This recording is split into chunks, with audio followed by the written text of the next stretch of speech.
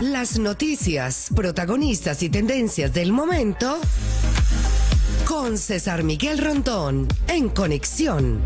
La voz que cuenta la historia mientras ocurre. Muy buenos días.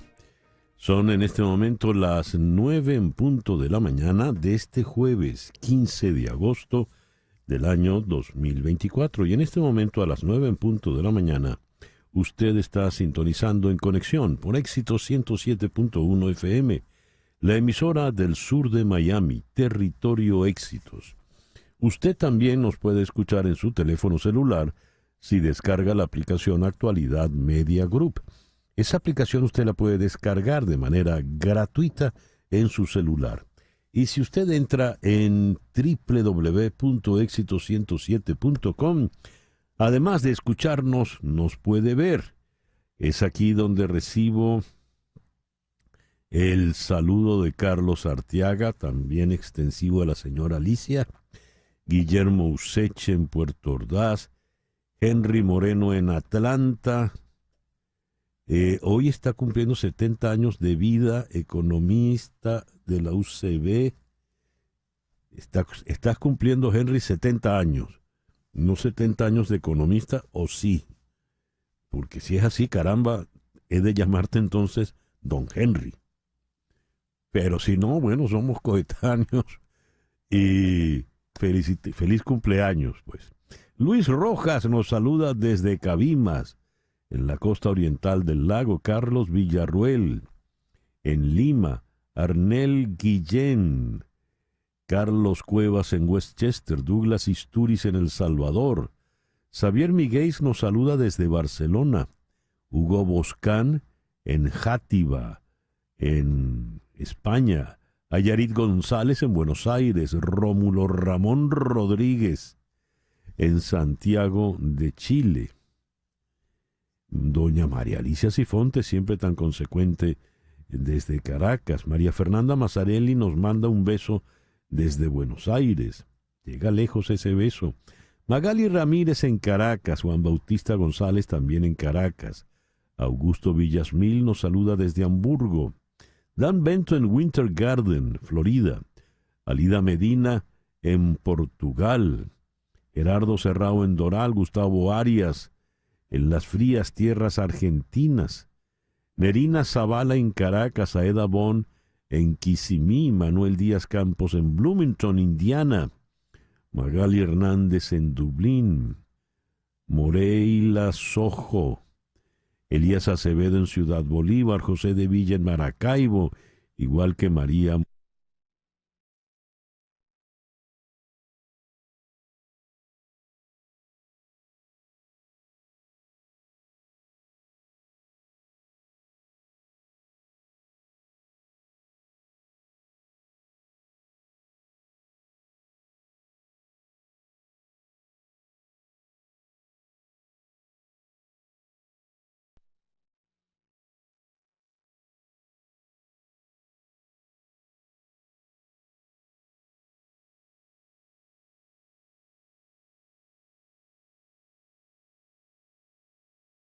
Sofía.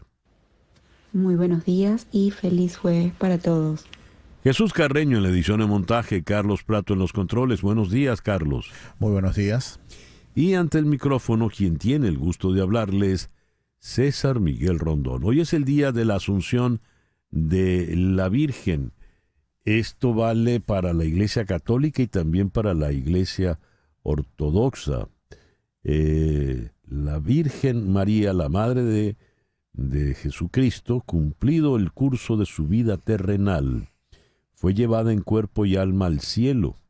Esto no debe confundirse con la ascensión, que hace referencias al propio Jesucristo. Es el día de la Asunción de la Virgen María.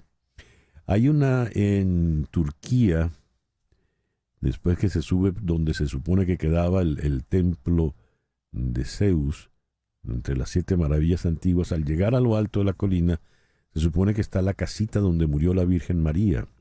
Y allá hay una pila de agua, un chorro de agua natural. Y lo interesante es que todas las religiones, todos los credos van allí a tomar de esa agua que se asume, por supuesto, es bendita. Van musulmanes, van judíos, van cristianos, evidentemente, y van católicos. Recordemos que solo los católicos y los ortodoxos son los que creen en la Virgen María. Los otros cristianos no. Pues hay que ir hasta allá. En todo caso, hoy es el día de la Asunción de la Virgen María. Y en el caso venezolano es la festividad de la Virgen de la Consolación de Táriba, en el estado Táchira. Es también el día de San Tarcisio Mártir y San Esteban de Hungría. En el calendario astrológico de Enrico Mariani tenemos hoy a la luna creciendo en Sagitario, luna liviana, luna de alegría, luna de felicidad, luna de fiesta y tranquilidad, pero a partir de la 1:51 de la tarde entrará creciente en Capricornio, que es todo lo contrario, es la luna de la estabilidad, es la luna para sentarse a pensar y reflexionar, es la luna de las preocupaciones, dicen, mas no se preocupe de más, es la luna, por ejemplo, para dedicarse a todo aquello que exija mucha concentración, luna para trabajar en solitario, luna para empezar una disciplina y luna propicia para todo lo que tiene que ver con cuentas, con la contabilidad. Así que tenemos un sol y dos lunas, luna creciente en Sagitario a partir de la 1:51 de la tarde, creciente en Capricornio, sol en Leo y Mercurio retrógrado este jueves 15 de agosto del año 2024. Hoy es el Día Mundial de la Relajación. Esto porque el estrés es uno de los principales detonantes de las enfermedades como alta presión arterial, problemas cardíacos, obesidad e incluso diabetes. Si dentro de nuestra rutina diaria o semanal no dedicamos tiempo a desconectarnos del trabajo y de todos los factores que nos pueden producir estrés, muy probablemente el grito de ayuda de nuestro cuerpo termine siendo una ida a la sala de emergencia de cualquier hospital. Es por ello que este es el Día Mundial de la Relajación, aunque usted debería procurar relajarse en algún momento del día, todos los días. Es el Día Mundial del Reiki. El Reiki es una forma de terapia de energía que implica la transferencia de energía curativa a través de las manos. En el Día Mundial del Reiki, practicantes y entusiastas de esta terapia se reúnen para celebrar, promover la conciencia y compartir sus experiencias con el Reiki. El programa que hemos preparado para ti para el día de hoy lo vamos a iniciar en Madrid con Julio Borges, vicepresidente de Estrategia y Relaciones Internacionales de Primero Justicia. Con Borges, que ha estado de alguna forma alejado de la candela política cotidiana, vamos a observar, a brindar un análisis del escenario político que se nos presenta actualmente, pero sobre todo desde el exterior, habida cuenta que se insiste en que ya los venezolanos hicieron lo que tenían que hacer, y ahora le toca a la comunidad internacional, especialmente la iberoamericana. Hablando de esa comunidad iberoamericana, de Madrid iremos a Río de Janeiro para hablar con Artur Romeu, director de la Oficina para América Latina de Reporteros Sin Fronteras. La ONG Reporteros Sin Fronteras ha reportado más de 70 ataques a la libertad de prensa desde las pasadas elecciones del 28 de julio. De Río de Janeiro iremos a Barquisimeto para conversar con el politólogo Piero Trepiccione. Trepiccione es miembro del equipo del Centro Gumilla de la Compañía de Jesús. Ha escrito un ensayo muy interesante sobre pluralismo y alternabilidad como el mantra más importante en la defensa y promoción de la democracia. Y esto pasa a tener una vigencia extraordinaria, habida cuenta de que de lo que estamos discutiendo a propósito del resultado electoral del 28 de julio es precisamente eso. ¿Está vigente o no la democracia? El 28 de julio el pueblo venezolano se manifestó de manera abrumadora, contundente y mayoritaria por una opción. ¿por qué es que esa opción no se ha respetado ni reconocido? De Barquisimeto iremos a Ciudad de México para conversar con el internacionalista Ricardo Smith Nieves, también analista político. La Fiscalía de México está acusando de traición a la patria al hijo de El Chapo Guzmán, que delató y de alguna manera secuestró y montó en su avión al Mayo Zambada y lo llevó a Estados Unidos. Entonces la Fiscalía, actuando, esto desde el exterior se ve como muy raro, porque pareciera más que la Fiscalía de México, la Fiscalía del cartel del Mayo Zambada, porque está acusando de traición al llamado Chapito Guzmán. Después iremos a Washington para conversar con el doctor José Esparza, médico virólogo de la Universidad de Maryland. La Organización Mundial de la Salud declara que la llamada viruela del mono se ha convertido en una emergencia sanitaria a nivel mundial. La que nos viene ahora también con la viruela del mono, de que tenemos que cuidarnos. Y cerraremos con nuestra querida Karen Martelo, quien con un grupo de cantantes ha grabado el tema Hasta el Final. Y el foro de hoy, pues el foro de hoy se las trae. ¿Qué es el fascismo? Jorge Rodríguez desgañita desde el Presidium de la Asamblea Nacional en el hemiciclo contra el fascismo. Nicolás Maduro se convierte en una especie del Ivanhoe, el adalid, contra el fascismo. Pero todos los procederes de este régimen son absolutamente fascistas. ¿Qué es entonces el fascismo? ¿De dónde viene el concepto? ¿Qué es un facho? ¿Por qué se mantiene ese término como insulto? Sí, como insulto. Nadie elogia a nadie diciéndole que este es un gran fascista. Bien, esto lo vamos a abordar en Londres con el doctor Francisco Carballo, profesor de Ciencias Políticas en la Universidad de Londres. Y en París nos va a acompañar el doctor Pedro José García Sánchez, quien es profesor de Sociología en la Universidad de París-Nanterre. Ese será nuestro foro del día de hoy, 15 de agosto del 2024.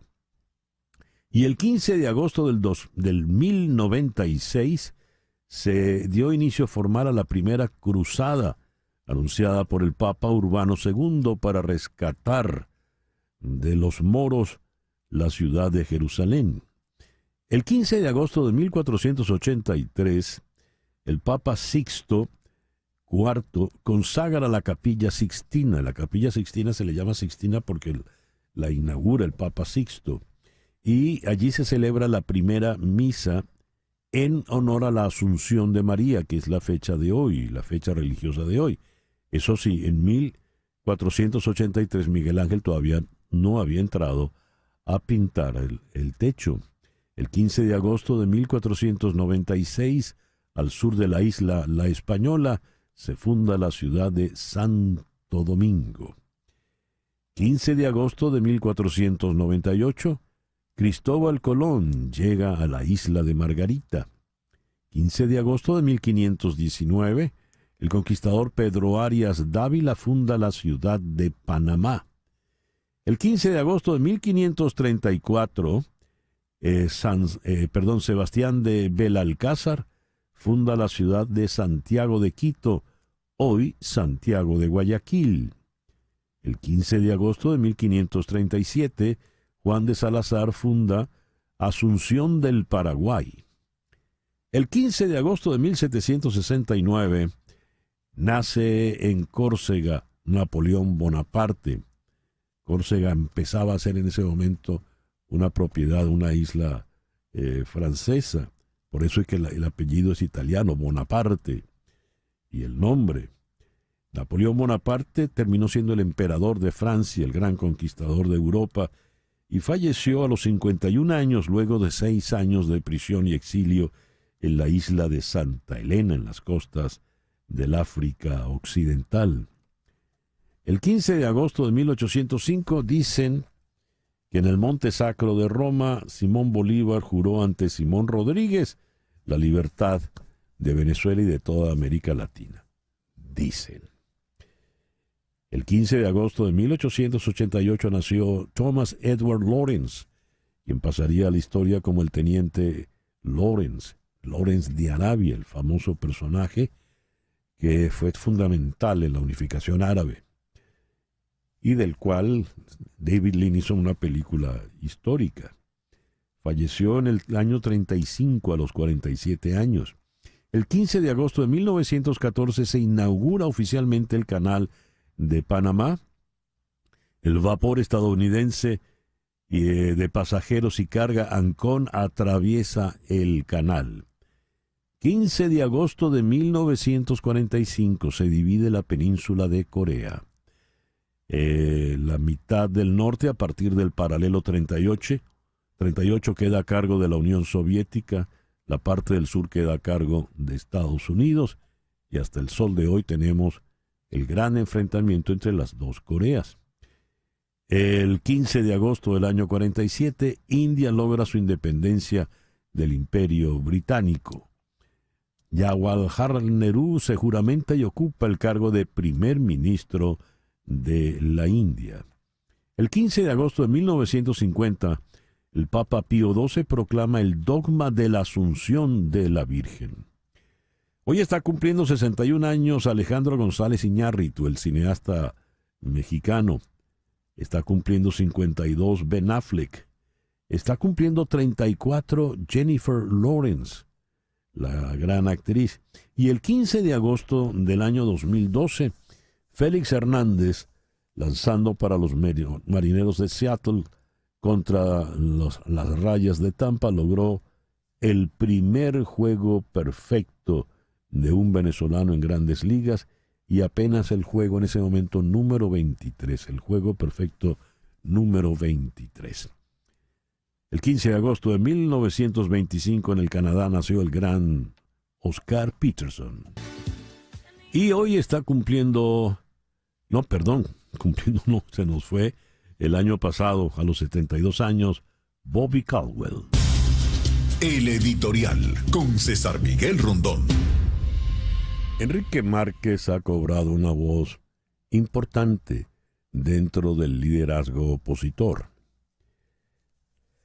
Ha dicho en el día de ayer que pidió a la Sala Electoral del Tribunal Supremo de Justicia declarar nulo el proceso judicial de validación de los resultados de los comicios tal y como lo solicitó Nicolás Maduro. Alegó vicios jurídicos en el proceso judicial sobre el que hay una opacidad completa por parte de la Sala Electoral, ya que nadie ha tenido acceso al expediente.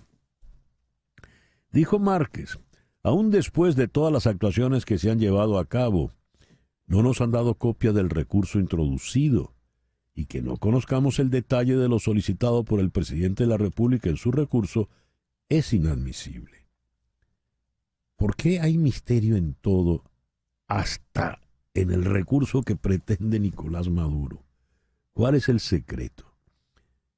Dice Márquez, el proceso judicial es tan opaco como el mismo Consejo Nacional Electoral, que no ha querido publicar los resultados desagregados mesa por mesa, y esto atenta contra los electores.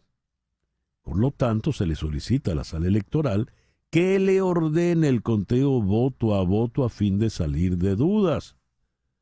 Queremos el 100% de las urnas electorales, que las abra el CNE, por supuesto, con testigos nacionales e internacionales para salir de dudas.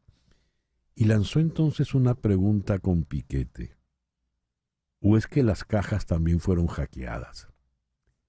Porque recordarán, la gran excusa que tiene el CNE es el fulano hackeo.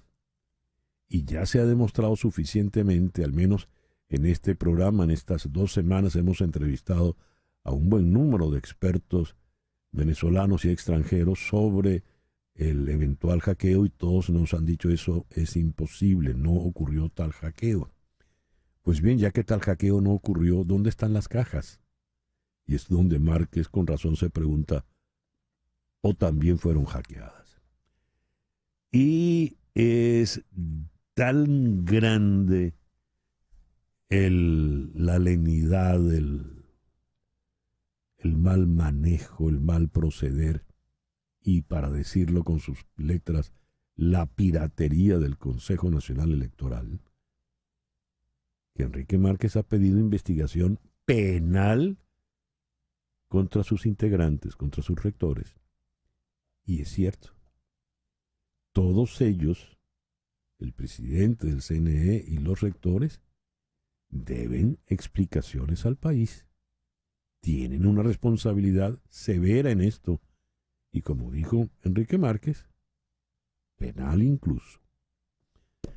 Pero veremos, siguen pasando los días y todavía no hemos visto las actas. 9:22 de la mañana, una pequeña pausa y ya regresamos con las noticias más importantes de este jueves 15 de agosto. Esto es En Conexión por Éxito 107.1 FM en Miami. Rodrigo Mendoza está cumpliendo en el día de hoy 72 años. Nació el 15 de agosto de 1952. Lo conocí cuando debutó con Los Satélites y hoy por hoy, luego de tantas orquestas, está con La Dimensión Latina. Bien, a las 9:25 vamos con las noticias más importantes del día de hoy. El abanderado principal de la coalición opositora en Venezuela, Edmundo González Urrutia, reiteró ayer miércoles, cito, la voluntad del pueblo de cambiar en paz y vivir mejor, expresada el 28 de julio, es sagrada y debe ser respetada. Cita textual en un mensaje de la plataforma unitaria publicado en Instagram. González Urrutia sostuvo que los informes del panel de expertos de Naciones Unidas y del Centro Carter, quienes observaron los comicios presidenciales por invitación del Consejo Nacional Electoral, confirman la falta de transparencia en los resultados anunciados y la veracidad de las actas publicadas que demuestran su triunfo, el de González Urrutia, indiscutible. Diosdado Cabello aseguró que el proceso judicial de validación de los resultados de los comicios presidenciales tendrá un resultado y agregó que todos aquellos que han violado la ley electoral van a tener que asumir responsabilidades. Se acabó la mamadera de gallo. Cita textual de lo dicho en el programa Con el Mazo Dando. Allí Cabello insistió en que el Consejo Nacional Electoral dijo que ganó Nicolás Maduro. Por cierto, el Consejo Nacional Electoral todavía no ha publicado los resultados desagregados de la elección. Williams Dávila, detenido, secuestrado el pasado 8 de agosto al término de una protesta postelectoral en Caracas, fue trasladado a un centro de salud en estado grave, según informó su hijo William Dávila, quien denunció mucho hermetismo por parte de las autoridades respecto a la situación de su padre. Según dijo, Williams Dávila, de 73 años, ingresó la noche del martes con mucha fiebre y custodiado por agentes del Servicio Bolivariano de Inteligencia, SEBIN, quienes, aseguró, se lo querían llevar de una vez al lugar donde está recluido, que siguen ellos sin saber cuál es ese lugar donde está recluido. Sin embargo, dijo el hijo de Dávila, los médicos ordenaron que quedara hospitalizado en el centro de salud, donde siguen los esbirros del SEBIN custodiándolo, entre comillas, por lo que aún él, su hijo, no ha podido tener contacto con su padre. El presidente de Brasil, Luis Ignacio Lula da Silva, dijo que habló con su par colombiano Gustavo Petro para buscar una solución a la crisis política en Venezuela tras las cuestionadas elecciones del mes pasado. Me tomé mi tiempo porque estaba en una llamada telefónica con Colombia tratando de ver si podemos encontrar una salida al problema en Venezuela, para ver si podemos restablecer la tranquilidad democrática en ese país. Cita textual para Lula da Silva. Estados Unidos pidió a Nicolás Maduro que se sincere y reconozca que Edmundo González Urrutia obtuvo la mayoría de los votos después de que la autoridad electoral proclamara su reelección en unos comicios que han sido cuestionados por la oposición y por parte de la comunidad internacional. El opositor González Urrutia de la Plataforma Unitaria Democrática ha obtenido la mayoría de los votos, y eso está claro. Está claro, y lo que hemos dicho una y otra vez y lo seguiremos diciendo, es que Maduro debe reconocerlo. Eso dijo textualmente la señora Karine Jean-Pierre, la portavoz de la Casa Blanca. La señora Jean-Pierre agregó que desde el gobierno de Joe Biden se seguirán barajando opciones para incentivar y presionar a Maduro para que reconozca los resultados de las elecciones. Insistió, la responsabilidad es de Maduro, de los venezolanos, de las autoridades electorales, de decir la verdad sobre los resultados de las elecciones. Está claro que Edmundo González tiene la mayoría de los votos y Maduro debe reconocerlo. Una medida clave de la inflación estadounidense, el índice de precios al consumidor, se desaceleró en el julio a un ritmo anualizado del 2,9%, lo que refuerza los argumentos a favor de que la Reserva Federal recorte las tasas de interés en septiembre. Es la primera vez que la inflación aumenta menos del 3% desde 2021, y los economistas esperan que los datos sean suficientes para que el Banco Central realice su primer recorte de tasas desde marzo de 2020. Con el enfriamiento de la inflación, los analistas esperan que la Fed dirija su atención a un mercado laboral más débil, mientras que los expertos también expresaron su preocupación por los costos de la vivienda obstinadamente rígidos. La expectativa generalizada es que la inflación no bajará del todo a la normalidad hasta que haya avances importantes en el componente de la vivienda, según informó The Washington Post. El candidato presidencial independiente Robert F. Kennedy Jr. buscó reunirse la semana pasada con Kamala Harris para discutir la posibilidad de servir en su administración, tal vez como secretario de gabinete, si él apoya su campaña y ella gana, según funcionarios de la campaña del señor Kennedy. La señora Harris y sus asesores no han respondido con una oferta para reunirse ni han mostrado interés en la propuesta, según personas familiarizadas con las conversaciones. La propuesta de Kennedy, realizada a través de intermediarios, sigue a una reunión en Milwaukee el pasado mes entre Kennedy y Donald Trump para discutir un rol político similar y un respaldo semejante que resultó en ningún acuerdo. En esas discusiones, Kennedy habló sobre asesorar a Trump en un segundo mandato sobre temas médicos y de salud. El huracán Ernesto dejó ayer sin electricidad a más de 730,000 clientes de servicios públicos en Puerto Rico, lo que representa aproximadamente la mitad de los 1,4 millones clientes del territorio. Se estima que 235,000 personas en Puerto Rico se quedaron sin acceso al agua y cientos de personas buscaron refugio. El presidente Joe Biden ha declarado estado de emergencia liberando fondos federales para los esfuerzos de recuperación de la tormenta. Ernesto se dirige hoy al norte hacia las Bermudas y no está en camino de tocar tierra firme en el territorio continental de Estados Unidos. Sin embargo, la costa este podría experimentar mareas de resaca y olas de 2,5 metros de altura en los próximos días. El rey Felipe VI viaja hoy a República Dominicana acompañado por la secretaria de Estado para Iberoamérica y el Caribe, Susana Sumelso, para asistir a la toma de posesión del presidente Luis Abinader, quien afrontará su segundo mandato en 4 años. Y bien, a las 9:33 de la mañana vamos con nuestra primera entrevista del día de hoy. Vamos a la ciudad de Madrid, donde se encuentra Julio Borges, vicepresidente de Estrategia, Comunicación y Relaciones Internacionales de Primero Justicia. Julio, muy buenos días, muchísimas gracias por atendernos. Muchas gracias, César. Saludos a todos. Julio, ha salido de la candela cotidiana de la política venezolana. Has podido ver las cosas desde cierta distancia, esa distancia a la que te ha obligado el exilio al que te han llevado las circunstancias políticas del país. Y has escrito un artículo donde dices, no es Cuba, es Corea del Norte. ¿Por qué no nos comparas con Cuba como lo han hecho tantos a lo largo de todos estos años, sino más bien con Corea del Norte?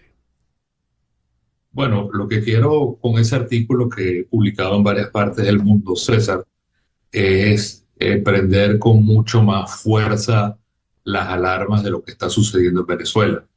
Se trata de una situación verdaderamente existencial, de vida o muerte, y creo que hay que empujar a que los distintos países, tanto de la región como, por supuesto, Estados Unidos principalmente, como el caso de Europa, entiendan la gravedad de lo que está en juego con Venezuela hoy. No se trata solamente, que ya es bastante importante, el futuro de un país como Venezuela y la realidad humana de todos los venezolanos, sino que lo acompaña además todo lo que es una estrategia, articulación, alianza que tiene Maduro con distintos países dictatoriales, sobre todo Rusia, China e Irán, y que si nos ponemos a ver bien, es hoy por hoy su principal fuente de apoyo. Y lo digo con un dato muy concreto. El mismo día cuando Elvis Amoroso, el corrupto árbitro de Maduro del CNE, anuncia los resultados falsos, en menos de 10 horas, César, ya Rusia y China de manera sincronizada estaban aceptando y dando como ganador a Maduro, y además emplazaban a la oposición a que aceptara los resultados. A partir de allí se dio toda una cascada de aceptaciones de todos los países de costumbre dictatoriales, Irán, Corea del Norte, Yemen, entre otros, y claramente eso lo que hace es dibujar la cancha en un cuadrante que después Maduro lo completó con la represión brutal que hoy estamos viendo, que sin duda alguna es algo mucho, mucho más grave que la inercia cubana que traíamos en Venezuela. Siendo así, el caso venezolano, la crisis venezolana, se nos escapa a los venezolanos para que pasemos ahora a convertirnos en una suerte de balón, en una cancha distinta donde nos van a patear otras personas. Por un lado, China, Rusia, por lo visto aliadas en el caso venezolano, y por la otra, Estados Unidos, la Unión Europea y algunos otros países. ¿Qué puede ocurrir con ese balón tan pateado en este momento entonces? Bueno, es que al final nosotros somos de parte de un equipo de ese que tú mencionas. Nosotros somos parte de Occidente, somos parte del Occidente democrático, libre, que cree en los derechos humanos, que cree en la libertad, que cree en la democracia. Y más que patearnos en ese juego de pelota que tú planteas, nosotros lo que necesitamos es que ese pedazo del mundo que está con nosotros y que es fundamental, Europa, Estados Unidos y una parte importante de América Latina, sepan que su propio futuro está en juego dependiendo de lo que pase en Venezuela. Y no es algo que uno pueda decir ligeramente, es una realidad. Venezuela hoy por hoy no puede caer en las garras definitivas de los intereses de Rusia, China, Irán, Corea del Norte, Cuba, Nicaragua, etcétera, entre otras cosas porque eso es un riesgo total para la estabilidad de América Latina y Occidente en general. Hay que recordar, Cersa, un dato muy, muy claro. Venezuela tiene la reserva de la cuarta parte del petróleo del mundo, es decir, de todo el petróleo que existe en la Tierra, 1 de cada 4 barriles hoy está en Venezuela y las octavas reservas de gas del mundo entero están en Venezuela. De manera que ese escrito por el cual me preguntas lo que quiere es prenderle las alarmas a estos países para que se den cuenta que su propio futuro está en juego dependiendo de lo que suceda en Venezuela. Algunos han querido ver una alianza de izquierda frente a una alianza de derechas capitalista. Entonces, China comunista tiene a sus socios comunistas en Cuba, en Nicaragua, en Brasil, en Colombia, pero no pareciera que es un problema de izquierdas y derechas, sino más bien de autocracias y democracia, porque el señor Gabriel Boric en Chile, que es tanto más izquierdista que los otros, ha tenido una posición muy firme con relación a la dictadura venezolana. Aparentemente, mañana van a romper lanzas a favor de Maduro estos gobiernos latinoamericanos. Petro, Lula y quizá López Obrador dirán: hay que repetir elecciones en Venezuela. ¿Qué puede ocurrir entonces, Julio?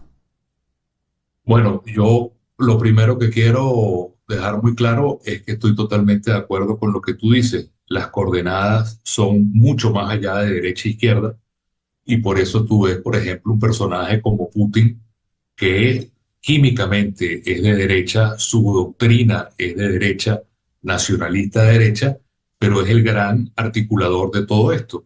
Nos enteramos ahora, por ejemplo, que la próxima presidenta de México, cosa que me parece muy grave, invita desde ya a Maduro y a Putin a su toma de posesión.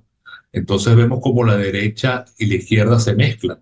Los intereses de Rusia en Nicaragua son altísimos, teniendo incluso espacios militares rusos en Nicaragua. Entonces creo que eso es un tema muy, pero muy relevante. Y en ese sentido, a nivel latinoamericano, el hecho de que AMLO, México, haya dicho que va a esperar por el Tribunal Supremo de Justicia a ver qué sucede, y tengamos una posición que yo creo que es totalmente tibia y deprimente del caso de Petro. En ese punto, el hecho de repetir las elecciones creo que ha sido recibido con razón. A mí me parece que no es una buena idea. Ha sido con razón recibido de manera negativa por parte de María Corina. Y tiene toda la razón, porque aquí lo que hay que hacer es reconocer a un pueblo que se expresó el 28 de julio y que cualquier fórmula que signifique negociar algo distinto es simplemente darle tiempo y darle oxígeno a Maduro, que yo tengo la convicción total, está en unas contradicciones y en unos problemas internos mucho, mucho más graves, César, de lo que se puede ver desde la parte exterior de lo que vive la dictadura en este momento por dentro. Siendo así, ya como última pregunta, ¿cuál es nuestra opción como venezolanos? ¿Cuál es nuestra salida? No, te soy totalmente sincero, César. Yo sí creo que estamos en un proceso de salida muy fuerte, muy traumático, un parto muy difícil, pero creo, si yo tuviera que tratar de adivinar la realidad, que es bien compleja, diría que vamos a un proceso en el cual se va a fracturar la dictadura. Hay unas fracturas muy claras dentro de lo militar, hay unas fracturas muy claras en lo político, entre lo que podríamos llamar el chavismo y el madurismo. Eso va a seguir carcomiéndose. Los mismos actores internos tienen una guerra de culpas brutal. Entonces, en definitiva, tu respuesta sería: mientras podamos mantener algo muy difícil y heroico, que es la presión interna, como se quiere hacer con la convocatoria de mañana a nivel mundial, junto a esa presión internacional, y que eso de alguna manera le ponga más presión a las fracturas internas, en esa medida yo tengo la convicción de que vamos a lograr un desenlace democrático para el país. Julio, muchas gracias por atendernos en el programa de hoy. Muchas gracias, César, y a todos. Julio Borges, desde la ciudad de Madrid.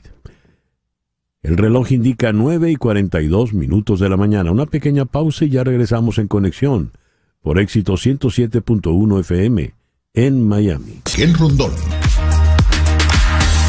Son las 9:45. Toma nota de este teléfono, por favor. 305-468-0044. 305-468-0044. Ese es el teléfono de María Trina Burgos.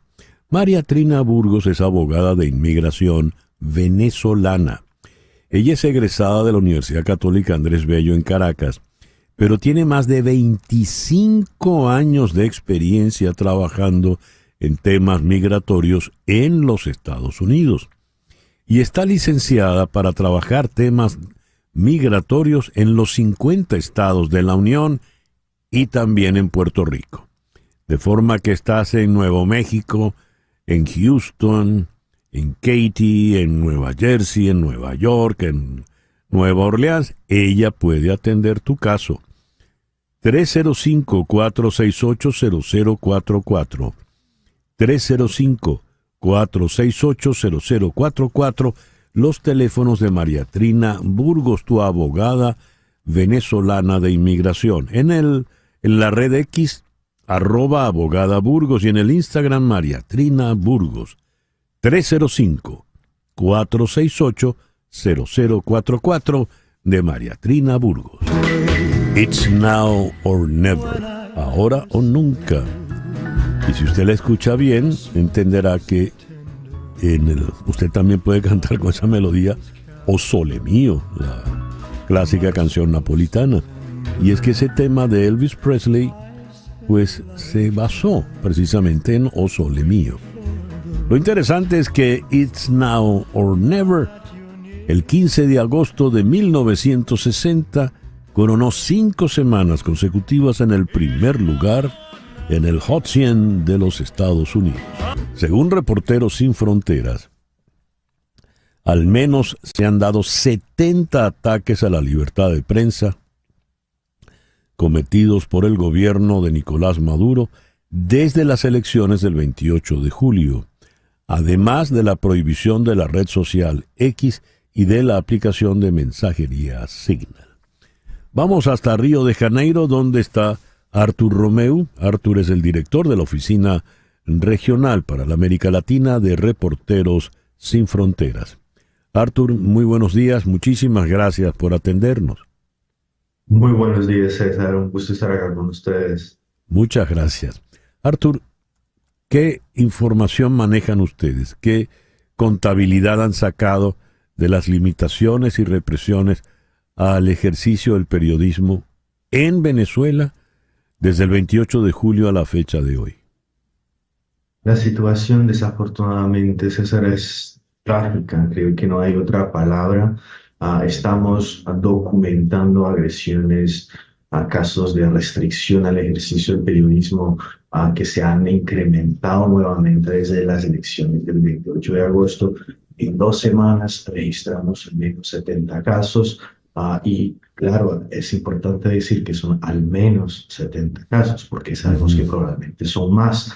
Estamos hablando de agresiones físicas, morales, amenazas, restricciones de acceso a la información, de acceso a determinados sitios de votación, por ejemplo, pero también casos más graves, incluso de periodistas heridos por bala que estaban dando cobertura a las protestas, casos de deportación de periodistas extranjeros, al menos 9 periodistas extranjeros de varias nacionalidades han sido expulsos del país al llegar al aeropuerto o ya estaban en Venezuela. Incluso hay casos, quizás los más graves, ¿no?, de detenciones, varios casos de detenciones, pero al menos 4 periodistas que estaban cubriendo las marchas siguen estando detenidos con imputaciones por delitos de terrorismo, que es un total absurdo. Estamos justamente intentando obtener más informaciones con organizaciones locales de Venezuela, Espacio Público, IPIS, el Sindicato Nacional de Trabajadores de Prensa y otras organizaciones de derechos humanos locales para saber qué hacer, cómo actuar y cómo poder apoyar a esos periodistas que están injustamente detenidos, como otros miles de personas que están detenidos desde el 28 de julio. Leo el caso de Daisy Peña. Ella es fotógrafa y estaba cubriendo una protesta pacífica y está en la Policía Nacional Bolivariana de Los Teques. ¿Qué nos puedes decir de ella, Artur?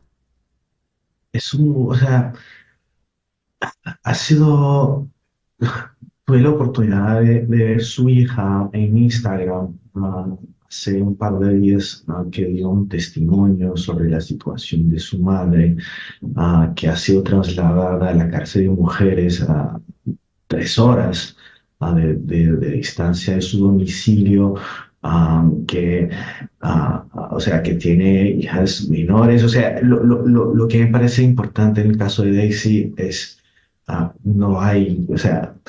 que por detrás de las cifras de detenciones, de agresiones, hay rostros, hay identidades, hay historias, hay familiares, hay personas preocupadas, o sea, cada número que tenemos, cada hecho que documentamos de violación, por detrás hay una historia dramática que quizás ilustra a nivel global la situación emblemática, la situación de persecución a periodistas, pero que también tiene su dimensión íntima de dolores personales de gente que está sufriendo con un Estado que está cada vez más represivo. Leo que hay algunos que están incluso incomunicados por completo, como Yousner Alvarado, detenido por la Guardia Nacional Bolivariana. ¿Qué pasó con Yousner? Sí, o sea, lo que está pasando, y no solamente desafortunadamente con periodistas y comunicadores que están dando cobertura, es por la cantidad de casos de detenciones simultáneos. Tenemos muchos relatos de periodistas que están con dificultades de acceder a su defensa legal, a su derecho a la defensa, poder defenderse y presentar argumentos y poder incluso salir y responder a potenciales crímenes que se les imputen en libertad. O sea, eso ha pasado con Yousner y con otros. O sea, la dificultad que es de encontrar, de uno poder responder ante la justicia en un modelo de justicia imparcial. Entonces, eso es lo peor, porque vemos en todas las historias esa dimensión de arbitrariedad en la justicia, en que ya no hay tecnicalidad en el juicio, pero más bien son decisiones políticas represivas, y creo que eso se ilustra bien en los casos de todos, de Yousner, pero también de todos los periodistas que están detenidos actualmente. Esto por no hablar de la inmensa cantidad de periodistas extranjeros que fueron deportados y también maltratados, ¿no es así? Sí, por supuesto. O sea, hay un caso particularmente emblemático de dos periodistas chilenos. Tuvimos incluso participación del gobierno, de la diplomacia del gobierno chileno, de Gabriel Boric, para intentar, o sea, resolver un impasse diplomático, porque las fuerzas de seguridad de Venezuela, del régimen, hayan capturado a sus dos detenidos, a sus dos reporteros, y hubo una intervención diplomática para que pudieran ser liberados, pero ambos han sido deportados. Tenemos relatos, incluso de informaciones que no hemos divulgado públicamente, pero de presión en otros casos de periodistas extranjeros, de otras nacionalidades, incluso que no solamente sudamericanas, que están sufriendo con expulsiones, dificultades de entrada en el país, de ingreso en el país. Las disculpas frecuentemente tienen que ver con cuestiones burocráticas, administrativas, de visas, pero sabemos que hay una especie de hermetismo por parte del gobierno que se está instalando cada vez más, y no le interesa el gobierno, que incluso luego, antes de las elecciones del 28, una semana justo antes de las elecciones, a Nicolás Maduro ha tratado de hablar de los, entre comillas, los sicarios de la mentira, para referirse a periodistas extranjeros que dan cobertura de agencias internacionales de noticias como AFP, EFE y otras. Entonces, sabemos la perspectiva del gobierno ante el trabajo de esos periodistas de buscar, de hacer un escrutinio público lo que está pasando ahora en esas denuncias de fraudes. Arthur, los sicarios de la noticia. Dada tu experiencia, ¿cómo definirías lo que está pasando en Venezuela? ¿Se parece a algo que haya ocurrido antes o que esté ocurriendo en este momento en el continente? Mira, creo que la situación de Venezuela es bastante particular, porque aunque estamos documentando un incremento de casos y un aumento de mayor tensión relativa, si comparamos con otros momentos quizás en ese año, sabemos que esa dinámica de censura no viene de hoy. O sea, que estamos hablando de más de 10 años de un proceso sistemático de asfixia, de atrofia del ecosistema informacional en Venezuela. Entonces, hay que verlo en dos momentos. Un momento más amplio, estructural, más general de la situación de un país donde hay una deriva autoritaria que se establece a lo largo de un periodo amplio, y a un segundo momento, quizás un momento en que estamos ahora, de espiral de violencia y de ataques que está muy asociado a un marco, a un hecho, al hecho, o sea, en el contexto electoral. Entonces, en relación a otros países de la región, quizás lo que hemos visto en Nicaragua desde el 2018, con el gobierno de Ortega, que empieza allí en la mitad de 2018 a hacer de volverse cada vez más autoritario y cerrar el espacio cívico y enfrentar a la prensa, que ha generado incluso más de 200 periodistas exiliados de Nicaragua, Costa Rica, Estados Unidos, a España, en menos de 2 años.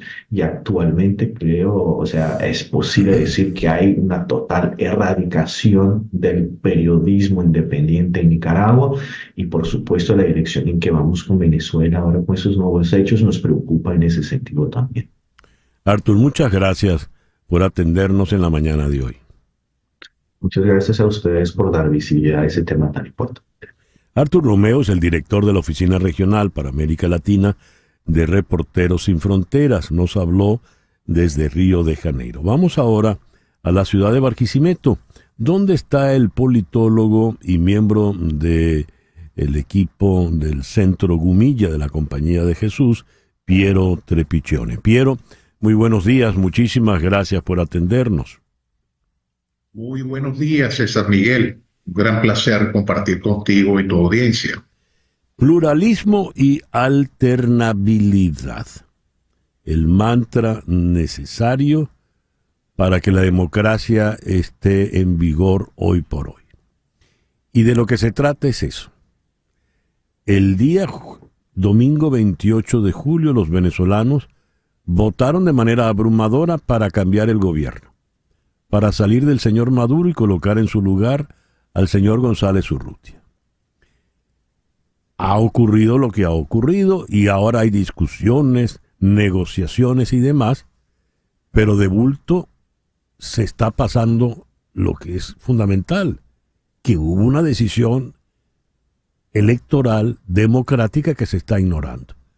¿En qué situación nos encontramos? ¿Qué es lo que está ocurriendo en la Venezuela de hoy? A efectos nuestros domésticos y a efectos del continente, Piero.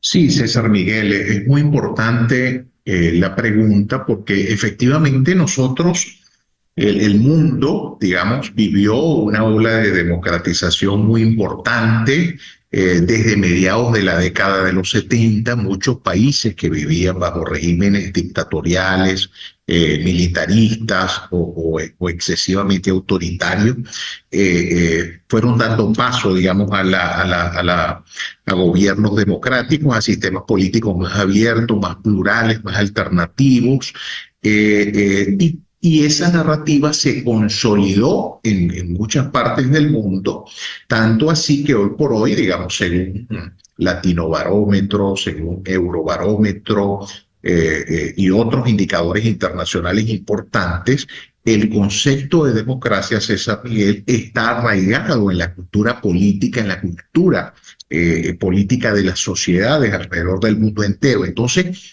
en esta nueva arremetida del autoritarismo, tenemos la dificultad que los líderes autoritarios están usando narrativas democráticas, están justificando mantener el poder a toda costa con narrativas supuestamente democráticas, pero que en la práctica efectivamente lo que se traduce es en una reducción importante de los espacios plurales y de los espacios de alternabilidad, que son muy necesarios para calificar efectivamente como un sistema político democrático. César Miguel. Se está insistiendo en una repetición de elecciones. Es la apuesta por parte del régimen venezolano, con lo cual pues es la confesión de que el CNE ha sido un fracaso y algún castigo debería recibir ese CNE, evidentemente, después de un fracaso como ese. Pero en esa eventual repetición de elecciones parecen sumarse gobiernos como los de Brasil, México y Colombia. Por supuesto, es muy distinto decir que se repitan elecciones en Venezuela, ¿por qué no las repetimos también en Colombia, o en Brasil, o en México, o en cualquier otro lado? ¿Qué ocurre, qué le va a ocurrir a la democracia latinoamericana si en efecto ese es el escenario que termina planteándose, Piero? Sí, sí, es una interrogante nada despreciable. En estos momentos yo particularmente opino que aquí hay un paso previo. Entiendo, César Miguel, que hay un esfuerzo importante para destrancar el juego, para allanar un camino de diálogo, de concertación que pueda facilitar efectivamente una transición política en Venezuela, porque el verdadero país habló el 28 de julio y mostró que cambió digamos, radicalmente su percepción política y su comportamiento político. Y eso naturalmente tiene que traducirse en cambio a nivel institucional en el país. Entonces entiendo el esfuerzo diplomático que se está haciendo, pero es que aquí hay un paso previo, César Miguel. Es decir, nosotros tuvimos en Venezuela una jornada extraordinaria el día 28 de julio, un comportamiento cívico ejemplar. La ciudadanía estuvo a la altura, los venezolanos se mostraron a sí mismos y le mostraron al mundo entero su apego a la cultura de la democracia, al valor o a las valoraciones de la democracia, y eso tiene que transparentarse en el resultado, César Miguel. Es decir, antes de pensar en una repetición de elecciones, yo creo que tanto los venezolanos, las venezolanas, como la comunidad internacional merece conocer a ciencia cierta el resultado electoral, y eso está establecido categóricamente en la Ley Orgánica de Procesos Electorales del país. Necesitamos conocer los resultados desagregados y que puedan ser cotejados con las actas que están en posesión de los sectores opositores del país y que están en posesión, de los sectores afines al gobierno de Venezuela, del partido de gobierno, en este caso el PSUV. Entonces, ese paso previo tiene que darse, tiene que compararse, tiene que mostrarse, transparentarse para que efectivamente haya la posibilidad real que tirios y troyanos reconozcan el resultado que surgió de las urnas electorales ese día 28. Pero no pareciera que ese paso se va a dar, Piero. ¿Y entonces? Sí, entonces allí todos los esfuerzos tienen que apuntarse en esa dirección, César Miguel, porque aquí está en juego no solo el tema Venezuela, no solo la confianza en el ejercicio de la democracia y el ejercicio institucional que regula la democracia, las diferencias que se disputan, que se debaten en una democracia en Venezuela. Está en juego el escenario global. Es decir, porque si en Venezuela ocurre que al final del día, César Miguel, no se presentan los resultados desagregados y no hay ninguna confianza a partir del resultado electoral, esto va, así como ocurrió lo de Nicaragua, esto va a seguir permeando otras latitudes, otros escenarios, otros países. Entonces, vamos a tener en ese debate global entre democracia y autoritarismo un retroceso aún mayor del campo democrático, César Miguel, de las narrativas autoritarias que usan los conceptos elementales de la democracia para seguir impulsando hiperliderazgo y concentración del poder. Entonces, no, por eso el esfuerzo mayor tiene que dirigirse efectivamente a que se transparente el resultado. Una jornada tan extraordinaria como la vivida el 28 de julio, César Miguel, no puede ser pasada por alto y no se puede burlar. Nadie, ni siquiera las instituciones, se pueden burlar de una participación tan masiva y tan ejemplar que tuvo digamos, el pueblo venezolano el día 28 de julio. Entonces, esto es un tema no solo que atañe a Venezuela, la inestabilidad política de Venezuela, a los países de Venezuela, en este caso Colombia y Brasil particularmente, por el tema migratorio, por los impactos del tema migratorio, sino todo lo que concierne al debate global entre lo que significa la democracia, la noción de democracia y lo que significa la noción de autoritarismo. Piero, muchas gracias por atendernos en esta mañana. Gracias a ti, César Miguel. Un gran placer. Piero Trepiccioni es politólogo y miembro del Centro Gumilla. Habló desde Barquisimeto. 16 minutos de la mañana, una pequeña pausa y al regreso nuestro foro de hoy. Por fin, ¿qué es fascismo? El señor Jorge Rodríguez sube al presidium de la Asamblea Nacional en el hemiciclo y despotrica de sus adversarios políticos con el peor insulto que le viene a la boca: fascistas. Lo propio dice el señor Diosdado Cabello, lo propio dice Nicolás Maduro, pero desde la acera contraria dicen, pero si es que el proceder de todos ellos es fascismo puro y duro. Ellos son fascistas. ¿Qué es fascismo hoy por hoy? ¿Por qué ha pasado a ser, digamos, el insulto o la descalificación favorita, recurrente? Vamos a tocar ese tema en nuestro foro de hoy. En la ciudad de Londres está el doctor Francisco Carballo, quien es profesor de Ciencias Políticas en la Universidad de Londres. Francisco, muy buenos días, muy buenas tardes por allá. Muchísimas gracias por acompañarnos. Buenos días, César Miguel. Un gran gusto. Y más abajo, cruzando el Canal de la Mancha, en la ciudad de París, está el doctor Pedro José García Sánchez, profesor, investigador en sociología en la Universidad de París-Nanterre. Pedro José, muy buenos días, igual muy buenas tardes por allá. Buenos días para ustedes, para ti, César Miguel, y para toda tu audiencia en América Latina.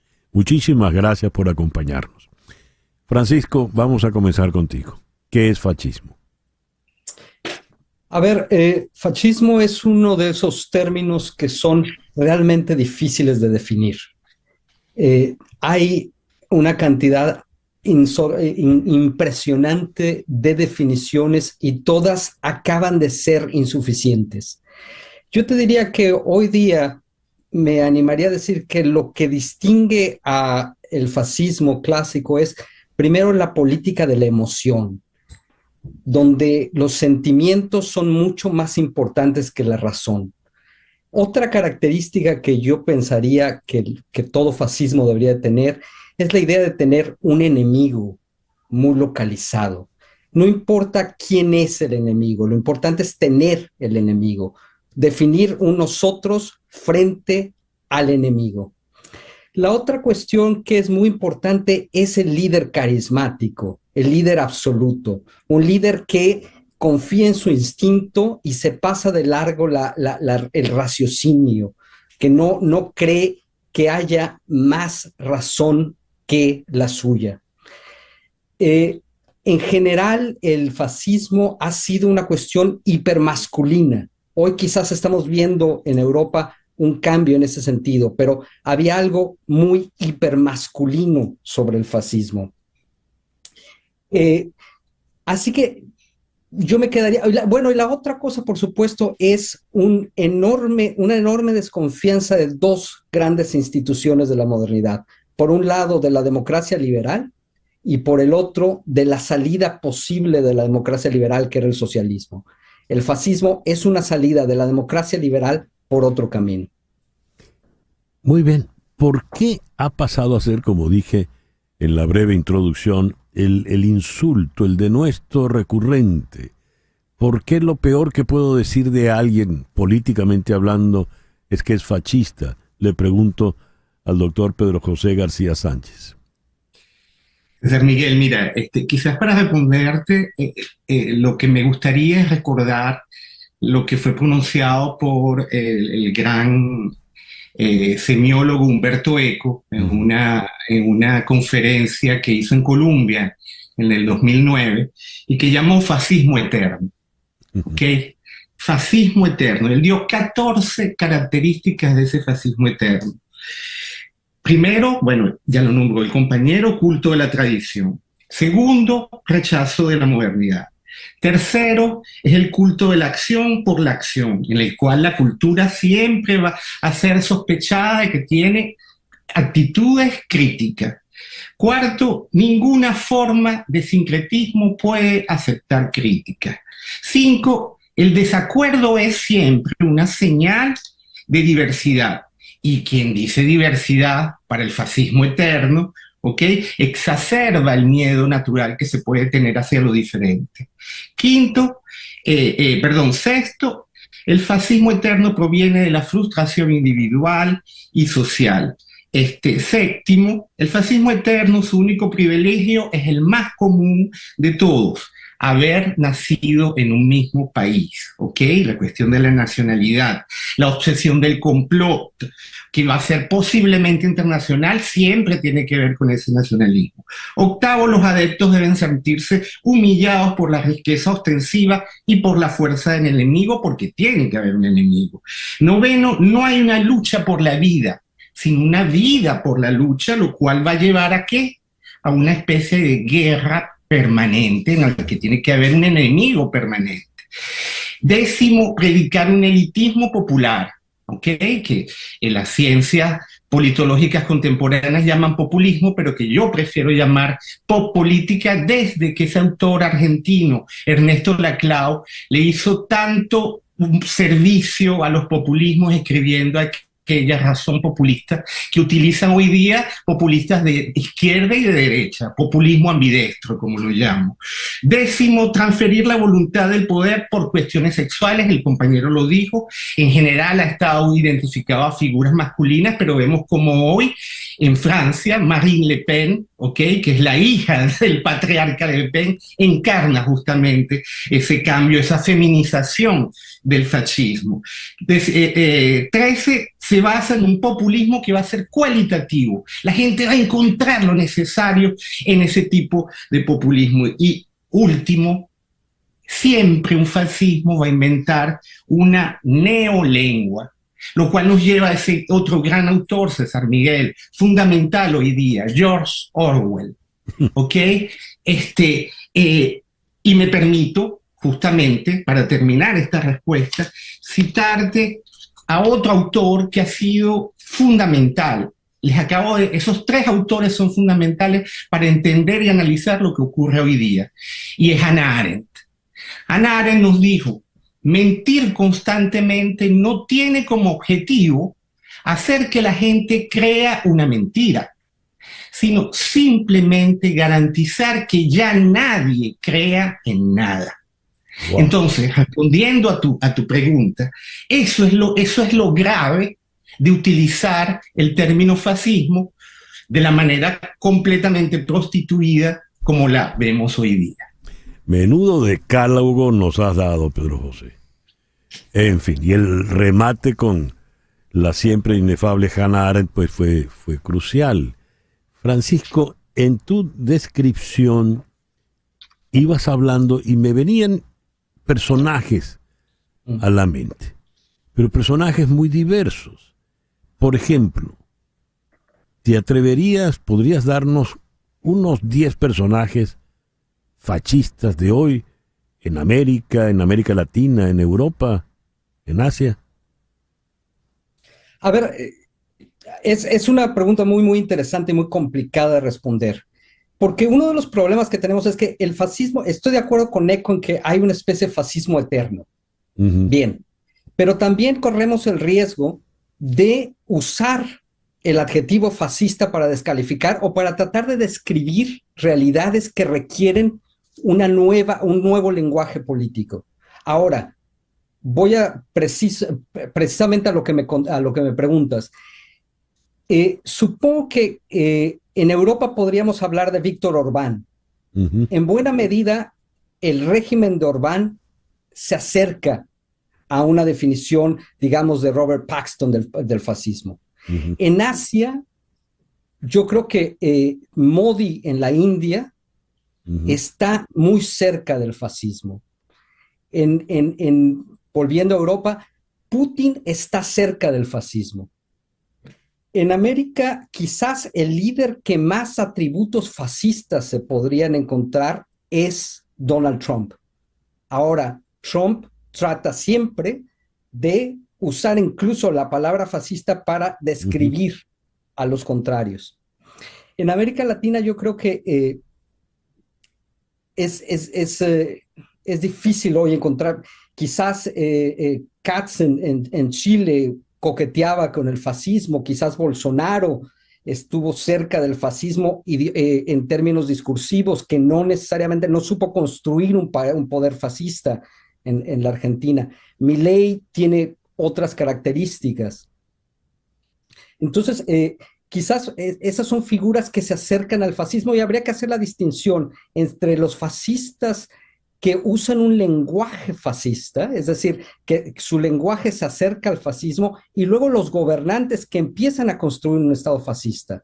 Hoy en Europa, en América del Norte y en nuestra América, lo que tenemos, si acaso, son gentes que están usando el lenguaje del fascismo. Por ejemplo, Meloni no es el fascismo clásico. Ya. Pedro José, usaste la referencia a la señora Arendt y es lapidaria, es brutal, ¿verdad? No, mentir no es para que la gente crea la mentira, sencillamente miento para que en definitiva nadie crea en nada. Pensando en Venezuela, quizá se llegó a esa especie de culminación. Estamos en un momento de descreimiento. Se logra una gran convocatoria a un proceso electoral. Contra toda adversidad, la gente acude de manera masiva, vota de manera masiva a favor del candidato opositor, y en menos de 48 horas la autoridad electoral dice: no, señores, ustedes están equivocados, ocurrió exactamente lo contrario. Ganó el que ustedes no querían, el señor Maduro sigue siendo el presidente. Y el señor presidente acusa entonces a todos sus detractores de fascistas. Me gustaría tu interpretación de esos hechos, Pedro José, por favor, desde esta perspectiva fascista. Claro, claro, mira, quizás la mejor manera de decirlo es tomando en serio la ley que ellos escribieron, ¿verdad? Esa ley que aprobaron en marzo con 30 artículos, ¿ok? Y que comienza, te leo rapidísimo. Ellos definen en el artículo 4 qué es el fascismo. Postura ideológica o expresión basada en motivos de superioridad racial, de origen étnico, social o nacional, que asume la violencia como método de acción política, enarbola la cultura de la muerte, denigra la de la democracia, sus instituciones y valores republicanos y promueve la supresión de derechos y garantías reconocidos en la Constitución. Entonces, cuando yo leo esa definición de un fascismo en la ley que aprobaron y que están utilizando hoy día, hay 4 preguntas que me surgen inmediatamente. ¿Qué significa una ley como esta en un país donde no hay Estado de Derecho? Siendo una ley, tenemos que partir de una premisa jurídica, ¿verdad? Una premisa jurídica que va a desplegarse en términos judiciales, en términos políticos, en términos sociales. Entonces, ¿cómo un cuerpo de reglas puede normar algo en un sitio en el que el derecho es letra muerta? Esa es la primera cuestión que me surge, porque no es solo que el derecho sea letra muerta, sino que todas las instancias arbitrales que existen en las sociedades, sean democráticas o menos democráticas, ¿ok? En los tribunales supremos de justicia, el fiscal, la defensoría del pueblo, incluso lleguemos hasta los medios de comunicación. ¿Qué significa, ok? ¿Qué significa que hayan reglas cuando no hay Estado de Derecho? Lo cual me lleva a la segunda pregunta. ¿Qué implica que una ley que sanciona y castiga crímenes que ya lo están, ya lo son sancionados, ya son castigados, ya lo han sido, ¿ok? Porque, mira, simplemente, si tomamos referente 2017, la ley contra el odio y la convivencia ciudadana, el articulado es muy similar al de esta ley. Y los señuelos, bueno, ni se diga, los medios de comunicación, todo líder que pueda surgir de la oposición, venga de las corporaciones sindicales, de los partidos, de los estudiantes, de la sociedad civil. Todo estaba allí contenido, la mayor parte de las cosas estaban contenidas. Y si podemos ir aún más allá, César Miguel, ¿recuerdas que en el 2013 el gobierno hizo esa maravilla que llamó Viceministerio para la Suprema Felicidad Social del Pueblo? ¿Recuerdas que hace un rato estaba hablando de Orwell? Ajá, sí. ¿Ves cómo si uno sigue la pista venezolana, ¿ok? Uno se da cuenta, y allí hay una cosa fundamental. ¿Tú recuerdas en las primeras elecciones, entre el 2002 y el 2005, que los chavistas, el chavismo gubernamental, comenzó aquella frase, que era un eslogan electoral: Chávez forever. Chávez forever, ¿ok? Nos las empezaron a martillar desde aquella época, ¿de acuerdo? Sabemos bien cómo Maduro, con toda la simbología, toda la antropología política que se han dedicado a hacer en términos ya no de nepotismo, porque no es el hijo natural, pero es el hijo putativo, ideológico, simbólico, etcétera, etcétera, ha hecho que ese forever encarne algo cierto. Hay una perpetuidad como horizonte. Y esa perpetuidad como horizonte es lo propio de las dictaduras, pero sobre todo, César Miguel, es lo propio de lo que siembran los totalitarismos. ¿Ok?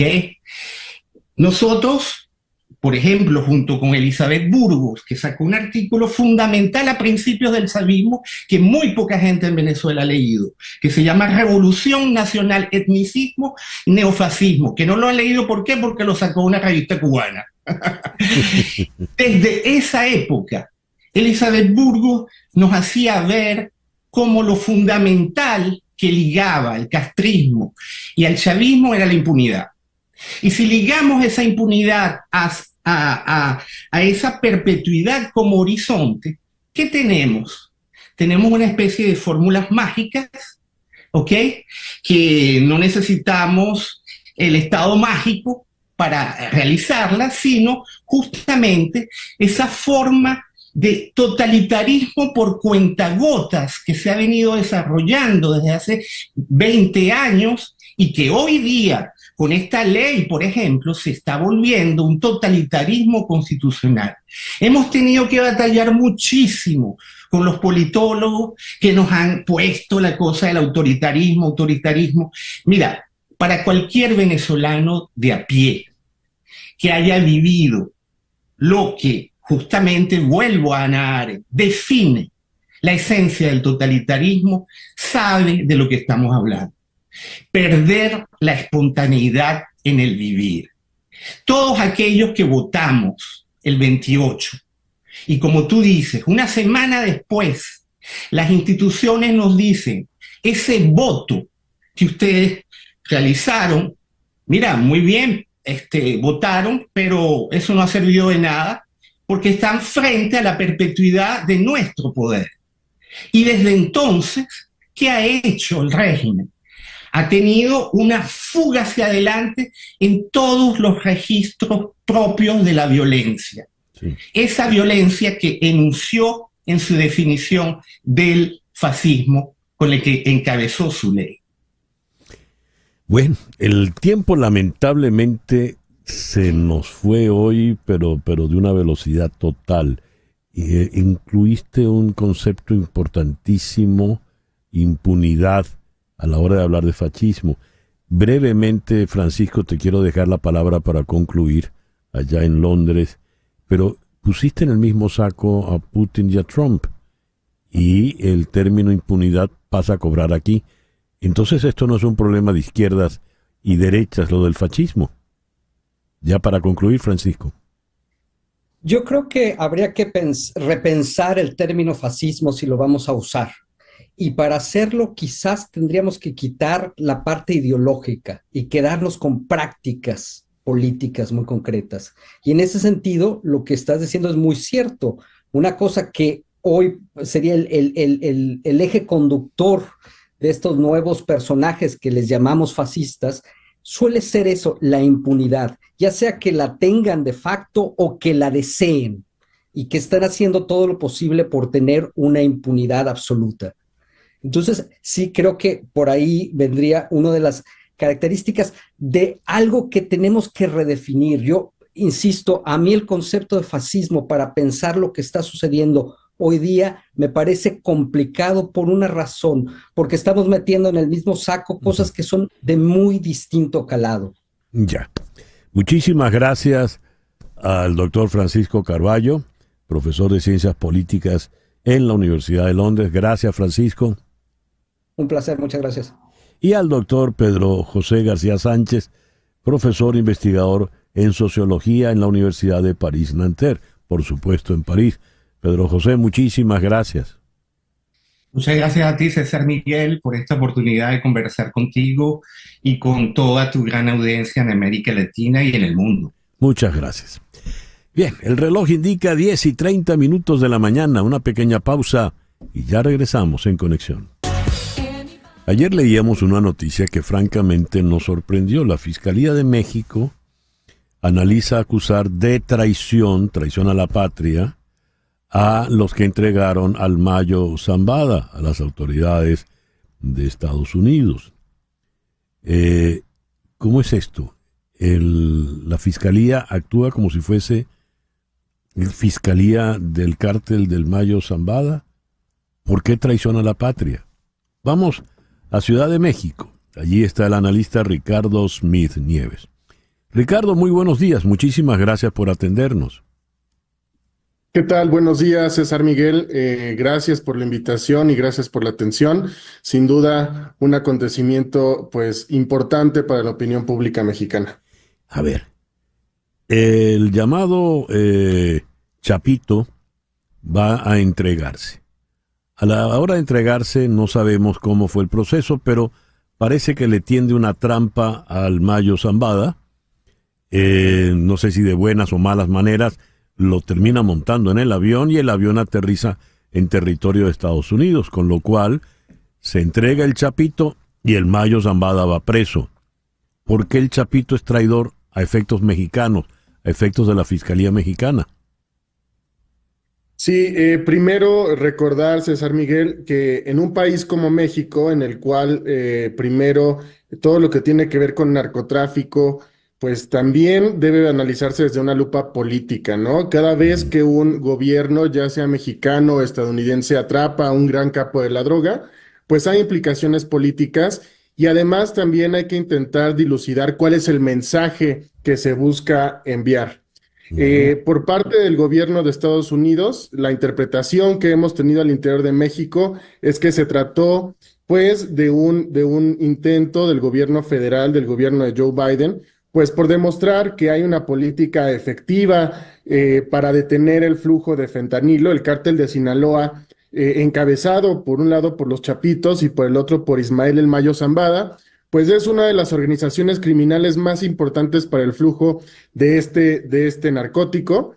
Y bueno, justo lo interpretamos como este mensaje que se envía sobre la voluntad para detener este tránsito, ¿no? Por parte del gobierno de Estados Unidos.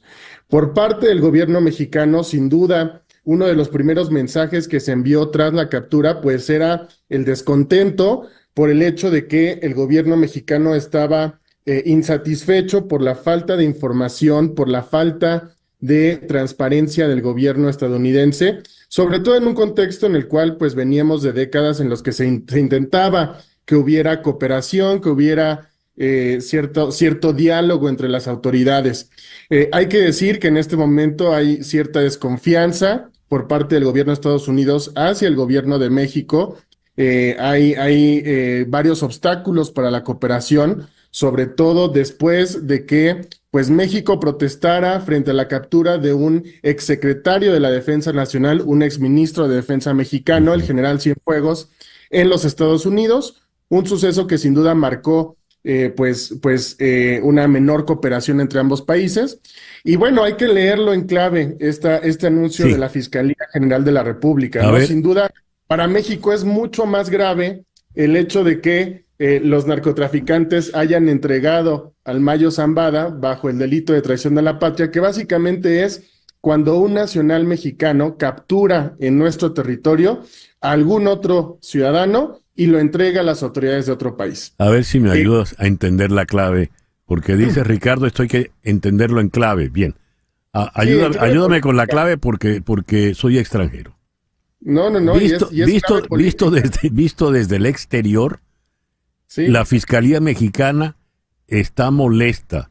Para decirlo en mexicano, tiene coraje porque le entregaron a un narco a Estados Unidos.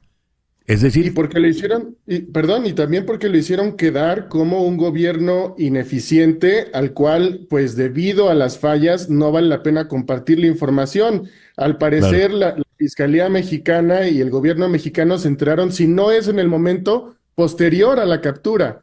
Realmente también la información, el gobierno mexicano hasta el momento, César Miguel, no tiene versión oficial de los hechos. La versión, las historias alrededor del suceso que se han estado difundiendo en prensa vienen por un lado del embajador de Estados Unidos en México, Ken Salazar, y por el otro del mismo Mayo Zambada. En la carta que publica este sábado, este fin de semana que acaba de pasar, el gobierno mexicano, su política ha sido responder y enviar información a los medios a cuentagotas, como decimos aquí, es decir, de manera paulatina y controlada. Y bueno, ahora también ha hecho quedar muy mal al presidente López Obrador porque el Mayo Zambada inculpa tentativamente a un gran aliado suyo, que es el gobernador del estado de Sinaloa, Rocha Moya. Y quien ahora tiene que entregar cuentas sobre su posible presencia en esta reunión en la cual se iban a encontrar el hijo del Chapo y el Mayo Zambada. Ya, para seguir con referencias mexicanas, ahí es donde Cantinflas diría, ahí está el detalle. Ricardo, muchísimas gracias por atendernos en la mañana de hoy. Gracias a ustedes por la paciencia en entender este tema tan complicado. Gracias, Ricardo Smith Nieves es analista mexicano. Increíble este señor López Obrador. En fin, 10:38. Las noticias de este momento en Conexión Radio. ¿Qué noticias tenemos en este momento, Flor Alicia? Bueno, César Miguel, el presidente brasileño Luis Ignacio Lula da Silva reiteró hoy la necesidad de que las autoridades venezolanas divulguen las actas de las elecciones del pasado 28 de julio y sugirió, atención, 2 posibles salidas a la crisis. La formación de un gobierno de coalición o la celebración de nuevas elecciones. Lula se refirió a las elecciones venezolanas en una entrevista a la Radio T y dijo que hasta ahora no se sabe quién ganó los comicios porque no se divulgaron las actas y no se ha podido verificar el resultado de forma independiente. Estoy leyendo directamente de F. El gobernante brasileño afirmó que el presidente venezolano, Nicolás Maduro, quien fue proclamado vencedor por el Consejo Nacional Electoral, sabe que está debiendo una explicación a todo el mundo. No obstante, Lula dijo que está trabajando con México y Colombia para encontrar soluciones y sugirió estas 2 ideas: la formación de un gobierno de coalición que integre miembros del chavismo y de la oposición o la convocatoria de unas nuevas elecciones. Cito, Maduro tiene 6 meses de mandato. Si tiene sentido común, incluso podría convocar unas nuevas elecciones, creando un comité electoral con miembros de la oposición y observadores del mundo entero, comentó Lula. El líder brasileño aseguró que su relación con Maduro, que en el pasado era muy buena, se ha deteriorado como consecuencia de que la situación política está también deteriorada en Venezuela. El proclamado triunfo de Maduro para un tercer mandato consecutivo ha sido rechazado y calificado de fraude por la oposición mayoritaria y también por una gran cantidad de gobiernos extranjeros. En fin. Gobierno de coalición, muy bien. Perfecto. Digamos, en el gobierno de coalición, el señor Padrino López sigue de ministro de la Defensa. Pero ese no es el punto. El punto es, ¿quién está en Miraflores? Por supuesto. ¿González Urrutia? Exacto. ¿O Maduro? ¿Y qué pasa con la voluntad de todos los venezolanos? Bueno. Gracias, Flor Alicia. Son las 10:41 de la mañana. Hablemos ahora de otros problemas que también existen. Por ejemplo, el problema del mono y su viruela, la viruela del mono. Organización Mundial de la Salud declara que el Mpox, viruela del mono, es una emergencia sanitaria mundial. Llamemos a nuestro experto, nuestro muy estimado y apreciado el doctor José Esparza, en la Universidad de Maryland. Vamos hasta Washington. Apreciado doctor Esparza, muy buenos días. Teníamos rato sin llamarlo. ¿Verdad que sí? Muchas gracias por la invitación, César Miguel. ¿Qué es esta viruela del mono, doctor Esparza? Bueno, en primer lugar, el nombre actual es Mpox. Ya no hablamos de viruela del mono como lo hacíamos antes. Lo que pasa es que este virus se sigue expandiendo en África, particularmente en la República Democrática del Congo, donde en el último año han habido 15.000 casos y más de 500 muertos. Pero la alarma actual es que este virus se está extendiendo a otros países en África, particularmente a Kenia, Uganda, Ruanda, Burundi. Y probablemente esto se debe a la emergencia de una nueva variedad, de una nueva cepa del virus que es más transmisible. Y por eso es que la Organización Mundial de la Salud declaró de nuevo, porque ya lo hizo hace 2 años con el monkeypox, con el Mpox, declaró una emergencia de salud pública de preocupación internacional. Yo creo que la OMS actuó bien en adelantarse a una situación difícil. La declaración no es para responder a una pandemia en este momento, porque no hay una pandemia. Es para evitar que ocurra una pandemia. Porque después de la epidemia del brote de hace 2 años, como tú te recordarás, el virus ha quedado circulando en el mundo. En el brote de hace 2 años en Venezuela hubo 12 casos reportados, pero en Estados Unidos actualmente, en este momento, se reportan 4 o 5 casos por día. De manera que hay que hacer algo, y esta alarma por el nuevo virus en la República Democrática del Congo es una cosa preventiva más que reactiva. ¿Y cuáles son las medidas preventivas cuando se declara la emergencia sanitaria mundial? Bueno, primero que todo hay que montar un sistema de vigilancia epidemiológica. Tenemos que saber tenemos que detectar los casos que están ocurriendo para entonces prevenir que se expandan en los contactos de este paciente. Entonces la vigilancia epidemiológica, la transparencia en la información sobre la frecuencia de este virus es importante. No es mucho lo que podemos hacer en materia de tratamiento, salvo quizás desarrollar protocolos de tratamiento sintomático de los pacientes. En el futuro, pero no todavía porque no tenemos suficientes vacunas, la vacuna sería la medida a tomar para evitar la diseminación de este virus en las diferentes poblaciones. Ya la vacuna se está utilizando en los Estados Unidos, pero va a ser muy difícil el dar acceso a esta vacuna a toda la población que lo necesita, particularmente en África. ¿Cuáles son las características de este Mpox? ¿Cuáles son sus síntomas, doctor Esparza? En primer lugar, el virus en el brote de hace 2 años se transmitió de manera sexual, transmisión sexual, sobre todo entre hombres que tienen sexo con hombres. Pero eso no quiere decir que esta sea la única forma de transmisión. Es lo que llamamos en epidemiología quizás un efecto fundador. Es en esta población de individuos con un cierto comportamiento de riesgo donde el virus se extendió. Pero en el futuro se va a extender a otras poblaciones. De hecho, en África Central el virus infecta sobre todo a los niños. Comienza la enfermedad de manera inespecífica, con fiebre, dolor, mialgia, dolores musculares, y luego aparecen las lesiones en la piel, que es el que le da el nombre a la enfermedad POX, que quiere decir pústulas. Esas pústulas duran 4 o 5 días, y durante este periodo la persona es infectante. La persona puede transmitir el virus por contacto estrecho con cualquier otra persona, incluyendo contacto sexual, pero también otro tipo de contacto. Y después de este periodo ya la persona se hace menos transmisible. De manera que, como te decía antes, lo primordial es la vigilancia epidemiológica, es detectar si existen casos y hacer un cerco epidemiológico alrededor de esos casos. ¿Y qué previsiones debemos tomar a nivel doméstico en nuestra cotidianidad, doctor Esparza? Bueno, yo creo que, como te dije antes, la transmisión del virus puede cambiar de geografía y de tiempo. Transmisión sexual es importante. De manera que los individuos que tienen prácticas sexuales a riesgo deben limitarlo. De hecho, el brote de Mpox de hace 2 años se controló gracias a una vacuna, pero también al cambio de comportamiento en las personas. Las personas se asustaron.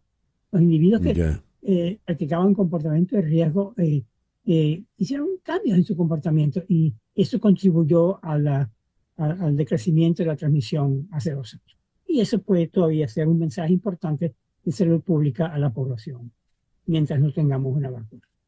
Doctor Esparza, muchísimas gracias por atendernos en la mañana de hoy. Muchas gracias a ti por la invitación. El doctor José Esparza es médico, PhD, virólogo, profesor titular en la Universidad de Maryland en virología humana. 10:47, una pequeña pausa y ya regresamos en Conexión.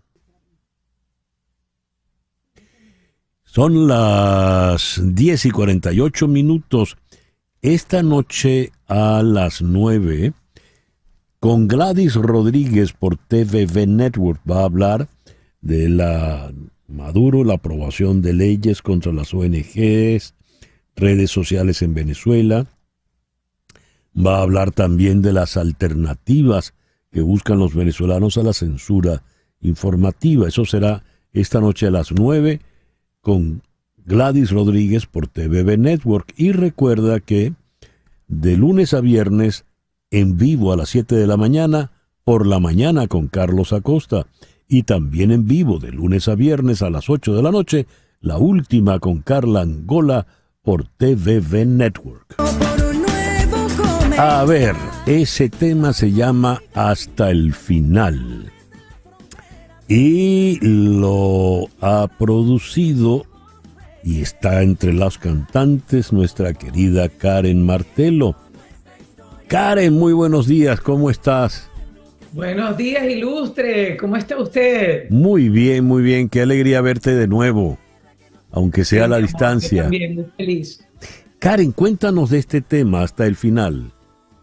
Mira, este es un tema, César Miguel, que hicimos donde yo creo que nosotros, los músicos y las mujeres cantantes que estábamos allí, comenzando con su compositora que se llama Frami Dominic, hicimos como una especie de catarsis. Para hacerte el cuento corto, la muchacha, Frami Dominic, ella es una cantante Nobel, ella venía en el avión de México para los Estados Unidos a grabar sus cosas, sus canciones del disco que está produciendo.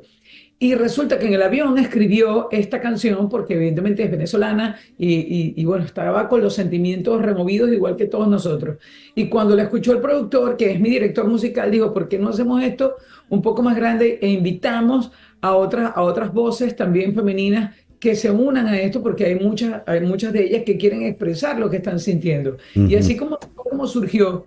Y realmente el día de la grabación yo siento que hicimos terapia. Yo tuve como una semana llorando antes de eso. y eso me ayudó de verdad a servir de eso, de catalizador y de alguna manera drenar, porque yo sentí que yo me había expresado de muchas maneras. En mis redes sociales, tú sabes, uno se expresa y dice y aporta y también desaporta, porque con rabia a veces decimos cosas, ¿no? Pero esto me sirvió para... Cónchale, yo me había expresado de todas maneras, menos de la manera que yo mejor me sé expresar, que es con la música. Y fue hermoso lo que pasó ahí.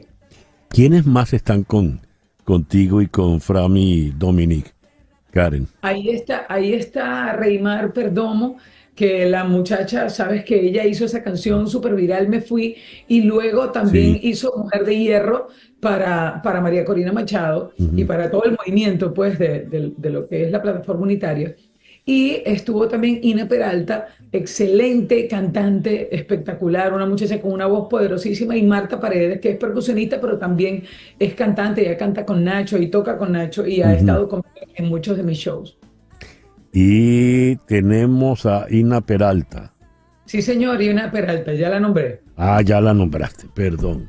Muy bien. ¿Y dónde podemos ver y escuchar este tema hasta el final?